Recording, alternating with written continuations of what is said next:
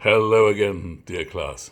Continuing from in Lucky's speech in Waiting for Godot, from when he tries to stop himself going too fast and says, but not so fast. And then he goes on, and considering what is more, that as a result of the labours left unfinished, crowned by the Academy of Anthropometry, of Essie and Posse, of Testu and Cunard, it is established beyond all doubt or other doubt than that which clings to the labours of men, that as a result of the labours unfinished of Testu and Cunard, it is established as hereinafter, but not so fast. Still trying to hold himself back a little. And this section is, like the rest, full of full of religion and obscenity. So he's talking here about that. He says, and considering what is more, that as a result of the labours left unfinished, crowned by the Academy of Anthropometry. So this is all about, I guess, the futility of intellectual labours left unfinished. Of the anthropometry, the Academy of Anthropometry of Essie in Posse. This is these are terms in a sense in philosophy. Essie is Latin for to be, and posse is to be able to do. Essie and Posse of Testu and Cunard. So he throws in, for apparently no good reason. I know this is the question I asked you in the quiz. So far, I think people have said, I have no idea why he gives us these schoolboy obscene puns, which I'm sure I don't need to explain to you. Testu and Cunard. It is established beyond all doubt. I mean, look at it this way. In the midst of mankind's attempts at intellectualizing the universe and understanding it and expressing it as philosophy, the reality, the base reality of our carnal desires keeps bursting through like Testu and Cunard and undoing all the good work being done on behalf of academic seriousness in the surrounding discourse. So it is established beyond all doubt, all other doubt, that which clings to the labours of men, that as a result of the labours unfinished of Testu and Cunard, it is established. He's groping for what it is that is established. It keeps on eluding him. As hereinafter, but not so fast. Again, he hears himself accelerating, and he doesn't know what's going to do, how he's going to be able to control it. And you'll forgive me if I just, this is crazy, have a look at the Italian version of this. If you're only just joining us, it happens, I don't understand why, that I have right next on the same page, next to the original, I have the Italian version of Waiting for Godot, which is called Waiting for Godot. In fact, rather surprisingly, it's a way of dealing with the translation problem. So in the front page, on one side it says, Waiting for Godot by Samuel Beckett. On the other side it says, Waiting for Godot di by Samuel Beckett. But it's what you're missing is the amazing Italian version of it, from Ma non così veloce, not so fast. E considerando inoltre che ha seguito delle ricerche incompiute e premiate dall'Accademia di Antropometria, di Esse in Posse, di Testu e Cunard, rimane stabilito che senza altra possibilità di errore che quella pertinente ad ogni calcolo umano che ha seguito delle ricerche incompiute, interrotte di Testu e Cunard, rimane stabilito da qui in avanti, ma non così veloce. I won't go on. But I'm rather imagining that hearing this and understanding only little pockets like reefs appearing out of the sea of the incomprehensible gives almost a better sense of what it's like, what it must be like for Didi and Gogo hearing these strange utterances by this guy which don't fully make sense.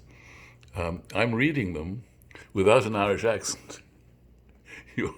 luckily enough for you, because I'm going on the strange assumption, which some productions do, that Lucky has learnt his English, or learned how to adapt his English to Pozzo, his master's English, which I think should be Anglo-Irish and spoken with an English accent. So I'm not attempting to do it in Irish, although you will find plenty of good versions spoken by Irish actors, I imagine, on the internet in various places. So I'm sticking to to an English accent. So after the second, but not so fast, he keeps on coming back. He can't. It's like a car that the starter won't quite catch, and he keeps on going back over the same thing. But not so fast for reasons unknown, that as a result of the public works of Puncher and Watman, which is where he started, it is established beyond all doubt that in view of the labours of Fartoff and Belcher, left unfinished for reasons unknown, of Testu and Cunard, left unfinished, it is established that what many deny, that man in posse of Testu and Cunard, that man in esse, that man in short, that man in brief, in spite of the strides of alimentation and defecation, wastes and pines, wastes and pines. It's always a wonderful moment in Lucky's speech, that, because of the beauty of that phrase, wastes and pines. I'm wondering I can't help wondering now what exactly it is in Italian, because it's so beautiful in English. And here it says, che l'uomo in breve, insomma, malgrado I progressi dell'alimentazione e gli sprechi della defecazione, perché e gli sprechi dei pini e I pini al tempo stesso parallelamente non si sa. Interesting. Well, we haven't really got wastes and pines. It is untranslatable. It's so beautiful.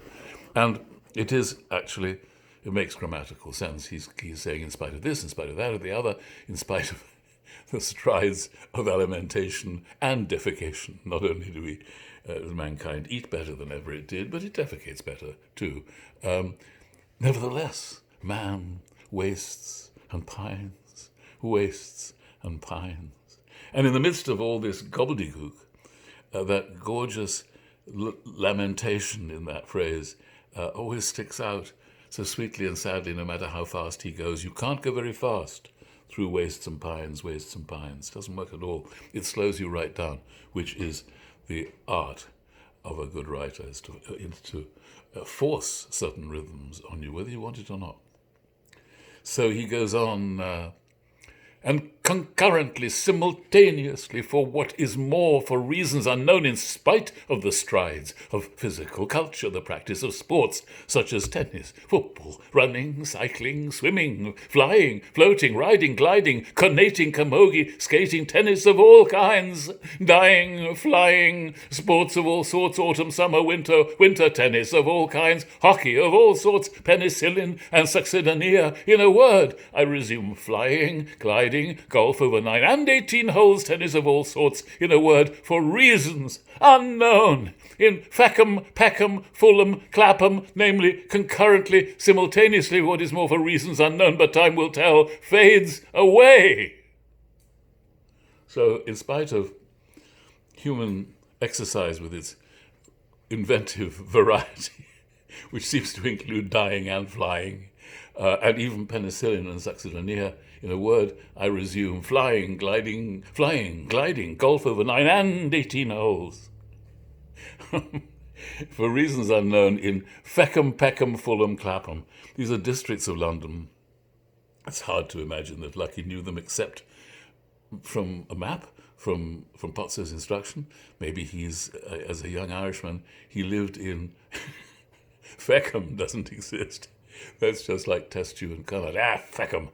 And to feck in Irish is the way you say F-U-C-K. Feck it. The feckin' bastard. So Feckham, which rhymes with Peckham, which is a real place. Fulham, Clapham. He likes Clapham. Fulham, Clapham. So he seizes on those districts of London that have some obscene punning quality and adds feckum for good measure. Namely, concurrently, simultaneously, what is more for reasons unknown but time will tell, fades away. That wastes some pines. I resume Fulham, Clapham, in a word, the dead loss per head since the death of Bishop Berkeley being to the tune of 1 inch 4 ounces per head, approximately, by and large, more or less, to the nearest decimal, good measure, round figures, stark naked in the stocking feet in Connemara. So here, he's attempting to explain the wasting and pining and the fading away, and he's doing so scientifically, numerically, 1 inch 4 ounce per head, since the death of Bishop Berkeley, or Berkeley, as we say in America. The good bishop was the man who calculated the age of the earth. He did this by counting the begats. He went to the chapter in the Bible which says, and Feckham begat Peckham, and Peckham begat Fulham, and all these people, Feckham and Peckham aren't among them, but the names of who begat who sired whom. This goes on for hundreds of pages, or for a very long time, and nobody had thought, until the good bishop, to count each one and regard each one as a generation, as 25 years, and he came up with the date of the foundation of the earth, the first day, which is 4000 BC. I forget, he had it, 4004, I think. He had it at 5 a.m. in the morning. Whatever it is, he had it exactly down. And people have believed him. And you will find people coming to your door, Jehovah's Witnesses, I don't know whom, all kinds of very well-supported cults who believe that the earth is 6,000 years old and no more. And as you probably know, when you say to them, yeah, so, and the dinosaurs? And they say, what dinosaurs? And you say, well, the ones they dig up in Arizona all the time. And then they say, yes, they were placed there by God, specifically to test our faith. And our faith in Bishop Berkeley, actually, our faith in the idea of humanity having suddenly arrived fully dressed in a three-piece suit at 5 a.m. on the 1st of May, or whenever it was, 4004 BC. And in order to make sure that you don't doubt that, God made the earth into a wonderful Easter egg hunt, a treasure hunt for things that defied, apparently, the modest age of the earth, of which you need to realize, no. All the pseudo-scientific stuff that tells us that these things are 400,000, 4 million years old, that's just God teasing us stupid scientists, the men of little faith. So that's Bishop Berkeley, very important figure, still in our religious and intellectual world, because of all those people who are absolutely convinced that mankind just arrived fully formed rather recently, stepped off the plane, as it were, ready to go. It's incredible that anyone would believe this, but it's a charming belief. Whatever you think of its intellectual validity, it's very charming.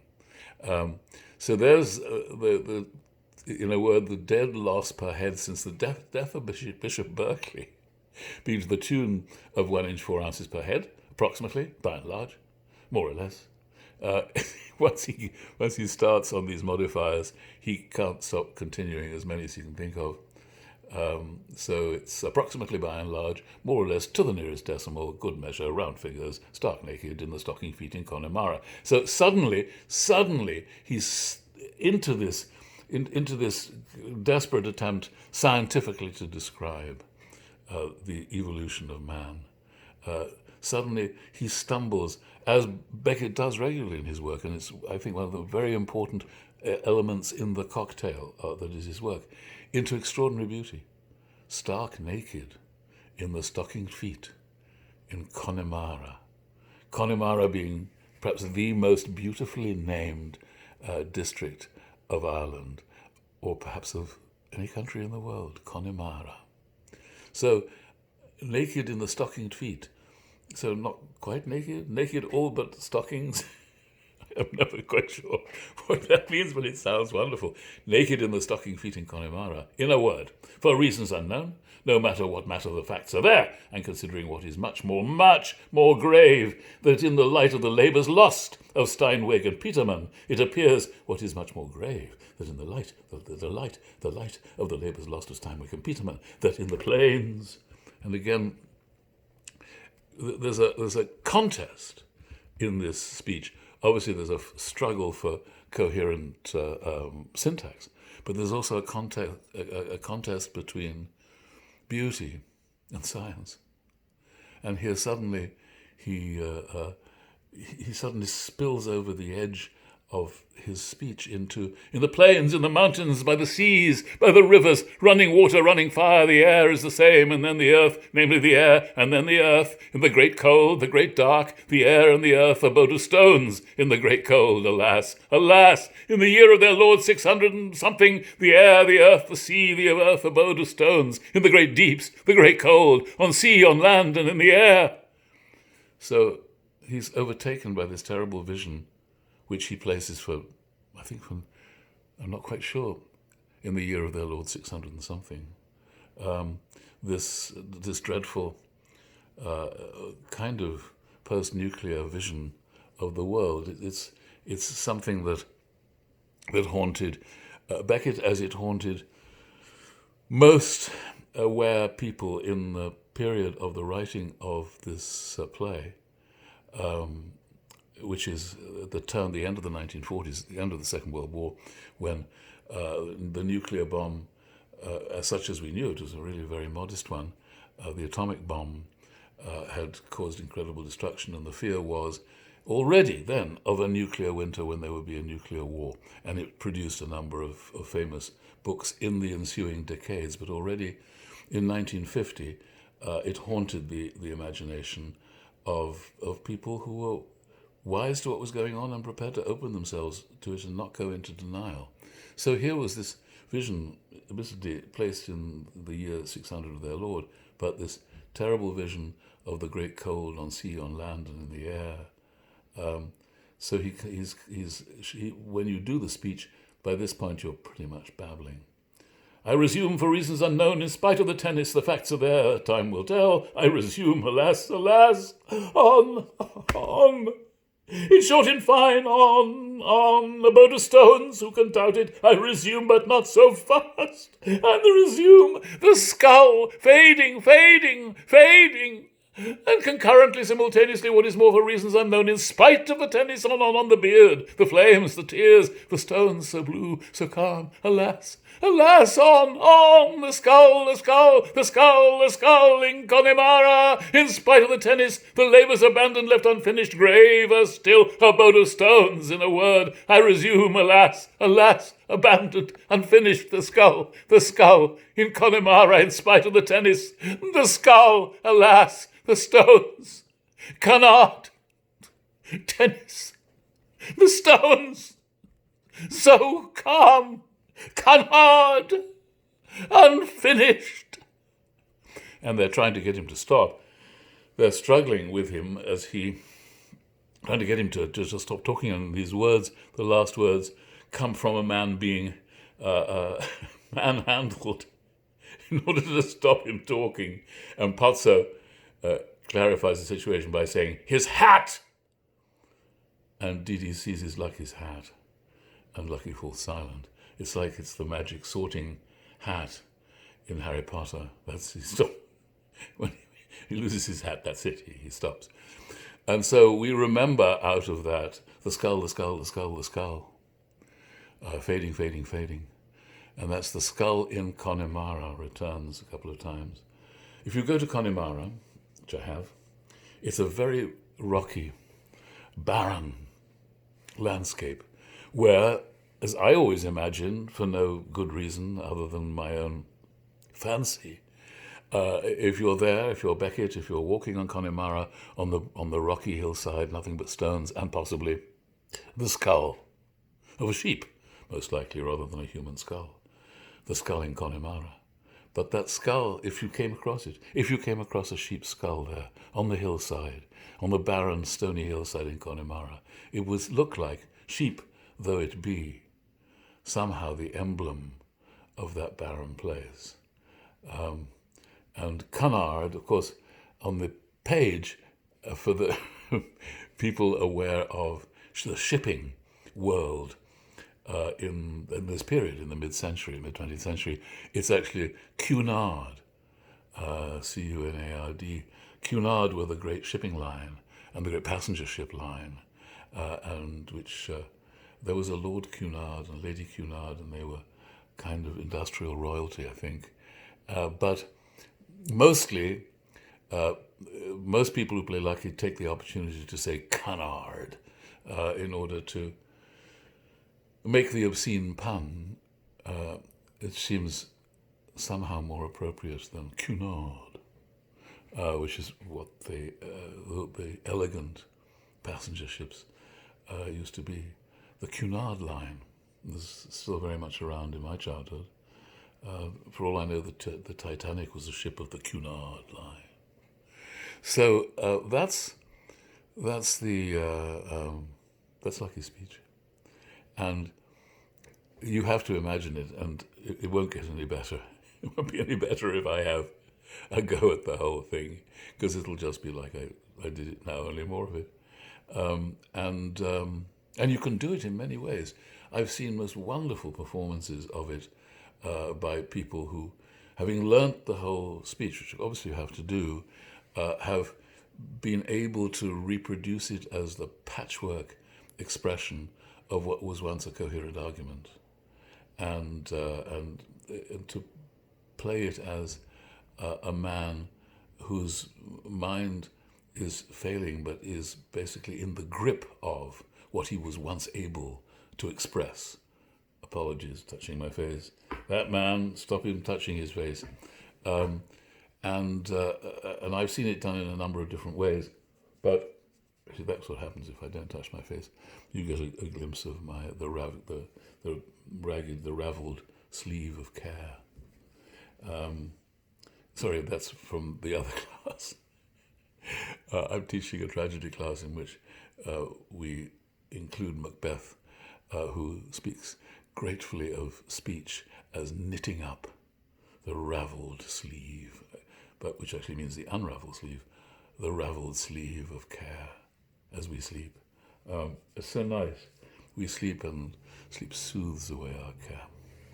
Anyway, that's, and Waiting for Godot, I had considered that could also come into our tragedy class to ask ourselves, is this a tragedy?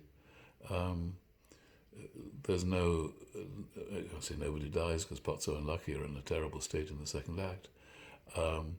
And Didi and Gogo don't manage to go through with the hanging of themselves by a branch of the little tree. So where would the tragedy be?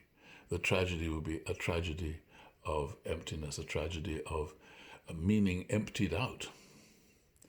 And a tragedy, as described by Lucky, a tragedy of the collapse of man in spite of the tennis. We achieved this rather magnificent thing. If you imagine ants playing tennis, men have done pretty well, and that was why, as I think I mentioned in one of my emails, a good friend of mine, no longer with us, a wonderful, brilliant man, fronted a rock band, kind of a punk rock band, called In Spite of the Tennis. He was a Beckett fan, and he had fully inhaled, as it were, the force of the meaning of in spite of the tennis, in spite of everything, in spite of every human sophistication and active organization and sport and art, in spite of all this, mankind wastes and pines. And it comes down to the skull, the skull, the skull, the skull, on the skull in Connemara, abode of stones. In a word I resume, alas, alas, abandoned, unfinished, the skull in Connemara, in spite of the tennis, the skull, alas, the stones, canard, tennis, the stones so calm, canard, unfinished. An unfinished story. And this brings us, in fact, to the most famous of Beckett's utterances, which comes from one of his novels, where finally